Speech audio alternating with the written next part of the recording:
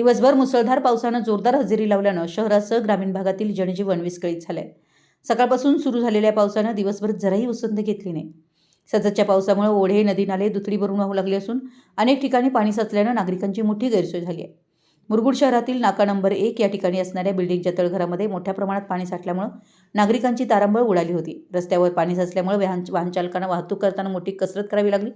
काही ठिकाणी सखल भाग जलमय झाल्यानं नागरिकांना घराबाहेर पडणंही कठीण झाले. शेतकऱ्यांसाठी हा पाऊस समाधानकारक असला तरी अतिवृष्टीमुळे काही पिकांचं नुकसान होण्याची भीती व्यक्त केली जाते. दरम्यान आज विवाहासाठी शुभमुहूर्त असल्यानं अनेक ठिकाणी लग्न समारंभ आयोजित करण्यात आले होते. मात्र मुसळधार पावसामुळे वऱ्हाडी मंडळी, पाहुणे आणि आयोजकांची चांगलीच तारांबळ उडाली. विवाहस्थळांपर्यंत पोहोचण्यासाठी मोठी कसरत करावी लागली, तर काही कार्यक्रमांमध्ये विलंबही झाला. हवामान खात्यानं पुढील काही दिवसही पावसाचा जोर कायम राहण्याची शक्यता व्यक्त केल्यानं नागरिकांनी आवश्यक ती खबरदारी घेण्याचं आवाहन करण्यात आलंय. मराठी एस न्यूजसाठी मुरगुडहून सर्जेराव भाट.